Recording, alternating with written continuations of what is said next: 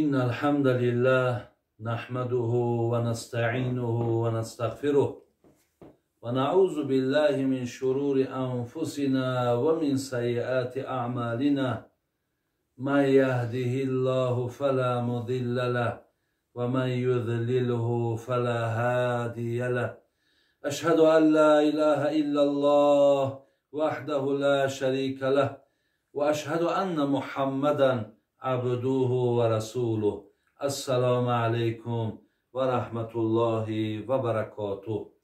برادران عزیز و گرامی، من با قسمی گویم دویمی برنامه، یعنی با سوال و جواب های شما میگذارم.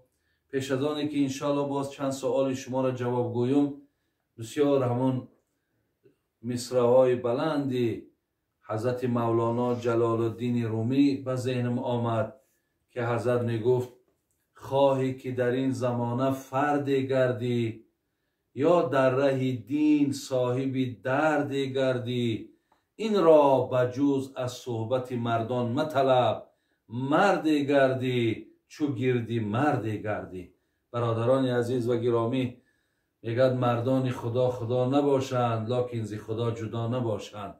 البته انسان همون مقام مردی، همون هیبت مردی، همون وقار مردی را میگه وقت پیدا میکنن که با مردان خدا اگر هم نشین باشد، اگر سخن مردان خدا را گوش اندازن، اگر محبت و میلشان به گوش کردن سخن مردان خدا باشد، اینها صاحب ناموس میشوند، صاحب ننگ میشوند، صاحب درجه و مقام میشوند.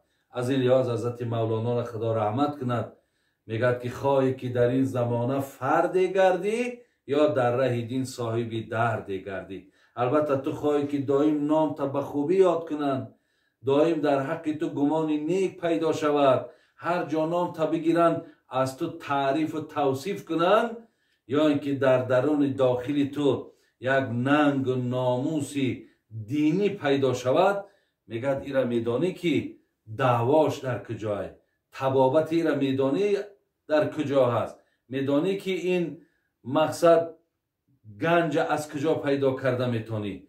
این را بجوز از صحبت مردان مطلب، مرد گردی چو گردی مرد گردی. در کجایی که یک صحبت مردی خدا شد، حتما گوش انداز، تو این مقام این منزلت پیدا میکنی. میاییم برادران عزیز و گرامی به سر سوال های باقی مانده. دیگر برادر سوال کردند سجده تلاوت چگونه است؟ اگر قرآن را ختم کنیم و بعدا 14 سجده کنیم جایز است یا نه؟ یعنی برادر عزیز، شما میدونید که در 14 آیت از قرآن یا در 14 گویم موضع از قرآن سجده تلاوت است. یعنی وقتی که همون بعضی خواهرها و برادرها برای ما گپ میزنن، همون قرآن ده بعضی قرآن ها ده اشاره هست که از دو طرفش بعضی اشاره های ماندن که یعنی معنا همین است که همین آیت به خواندنش سجده تلاوت به گردنت واجب می شود. برای همین اکو توصیه من همین است که شما اگر به شرط هر یک آیتی را که خواندین در زمانش همون سجده تلاوت کنین. خیلی انسانیه، اگر نکردیم ترک واجب می شود. ممکن یا فراموش کنیم یا ممکن که خدای مهربان مهلت ما تمام کرده باشد و ما اگر ای را انجام نداده باشیم یک واجب دیگه در گردنمان باقی میماند. برای من هر یک آیتی را که شما از قرآن خواندین سجده تلاوت، بسیاری از برادران میپرسند همین قاعده اجرا کردنش چگونه است؟ همیشه شما میدونید که ما در زمین میشینیم، لوح میگذاریم و قرآن خواندن میگیریم. همین زمانی که آیتی همون گویم سجده را که به گردنمون واجب است وقتی خواندیم، همون زمان میتونید شما قرآن یک طرف گذارین، دیگر بلند شدن نیت کردن هیچ چیزی نداره، فقط همون سر میمونید در سجدگاه سبحان ربی الاعلا سبحان ربی الاعلا سبحان ربی الاعلا، تمام سر میبرداری با قرآن در پیشت میمانی و با دوامش خوانده رفتن میگیری. دیگر این سلام ندارد، این نیت ندارد و این دعا هم نداره. اکو دعاهاش هم عزیزای خدا سجدت للرحمانی و آمنت بالرحمانی فغفر لی ذنوبی، همین خیلی دعاها آوردن. خیلی دعا هم که کنی زیان ندارد، ولی ترکش هم که کنی زیانه. مقصد فقط سجده ای. همین یک سجده میکنی و با قرآن در پیش میمانی، دوام داده رفتن میگیری. خب سوال دیگری هست. بابای حاجی، اگر از راه پول یابی برای تو حلال است یا حرام؟ برادر عزیز و گرامی، البته این حالت هم گاه در انسان می شود. هر مبلغی را که شما اگر وقتی که از راه یافتین، وای مبلغ شما نیست.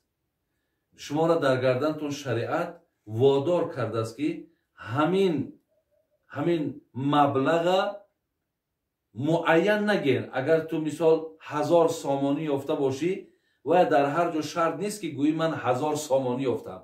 فقط میگویی برادرای عزیز من یک مقدار مبلغ یافتم. اگر کسی یگان مبلغی را گم کرده باشد، بیاید برای من همون نشانهاش بگد، همون چی مقدار است مقدارش معین کند. انشاءالله تو سوما باید که با او کس پرداخت کنی. اگر به شرط کسی برای سراغ همین نآمد، اگر سالها هم که گذرد، این پول برادر عزیز در دست تو یک مبلغی بگیم نفری بیگانه در دست تو این باقی هست، برای این مبلغی تو نیست. اگر به شرطی که تو کمبغل باشی، بیچاره باشی، ناتوان باشی، در جان خود هم که صرفش کنی حق داری. ولی نیکی روزی که همین پولدار آمد و گوید که همون مبلغی من بود، همون نشانهاش گوید، مقدارش گوید، تو باید پول این آدم باز پس بگردانی. یا اینکه اگر خودت شرایط دار باشی، اینا در یگان جو صدقه کنون، ولی پگا اگر همین پولدارها به سری پولشون که آمدن، تو ضامنی، تو باید پول اینها را بگردانی. این از قاعده ای از راه پول یافتن. اما یک حالت برادرای عزیز، یک کس ما را در یک محفل سوال کرده بود. بعد وقتی من همین خیلی بیان کردم، یک برادر در همون محفل نشسته بود. ای گفت خی همین بابای حاجی همین نیاویش بهتره. من برای چی؟ گفت خیلی یک دردی سر بده ای. این مقصد چیزی نبوده است که من از این خوب یعنی راحت کنم یا بگم که خیلی خدا مرا داد است. گفته با یک طریق شوخی، یعنی یک بگیم امانت بگیم یا یک چیزی که در گردن تو دائم این چیز برادر عزیز باقی میمونه. دیگر سوال کردن بابای حاجی من 2 مراتبه جراحی کردم. این کدام خواهری هست سوال کردن. بابای حاجی من 2 مراتبه جراحی کردم، از شوهرم جدا هستم. پدر و برادرانم به من صدقه فطر میتیند. آیا ممکن است که من مبلغ اونها را گیرم؟ البته صدقه فطر ای طرف پدر و مادر به فرزند اجازت نیست، یا فرزند به پدر و مادرش یا به خانوش بگیم به زنش به فرزنداش صدقه فطر بتد، زکات بتد جایز نیست. ولی اگر به شرط برادرها اگر آورده تیان، مثال برادر به برادر میتد یا خواهر به برادرش میتد یا برادرها به خواهر میتد، این بین برادرها و خواهرها اجازت از امکان دارد. ولی بین پدر و فرزند یکی صدقه فطر یکی زکات اینها اجازت نیستند. دیگر سوال گفتن من در جوانی نمازهایم را قضا کردم، فقط فرضاش خوانم یا که ویتر را هم قضا کنم؟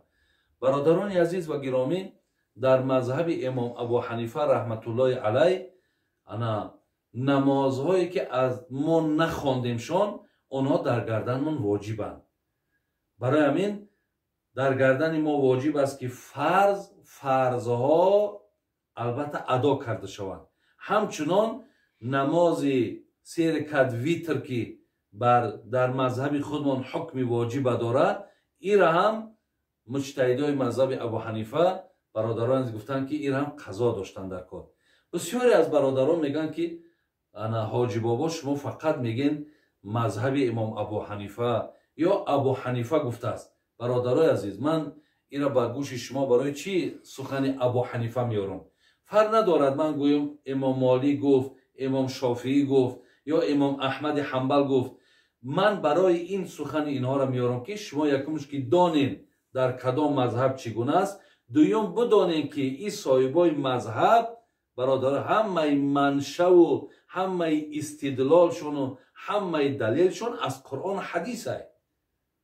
برای همین دیگر شرط نیست که من گویم که حدیثی را یا آیتی را برای شما بیارم. یعنی اینها ای را آوردن، در زیرش همین مسئله را گذاشتن، من بس هم شما میرسانم. انشاءالله یک خدا خواهد برنامه دیگری هم گویم برای شما در باب سوال جواب میکنم. بعداً خدای مهربان اگر نصیب کرده باشد برای شما بعضی حدیث های دیگر هم مقصد معنا میکنم. همش مقصد همین است که خواهرها و مادرها و برادرها تا شما گوش اندازین و از این مسئله و از این سخنها استفاده برین تا دنیا و آخرت ما و شما زیبا و آباد شود. الله همگی شما را در پناه رحمتش نگاه دارد. سلام علیکم و رحمت الله و برکاته.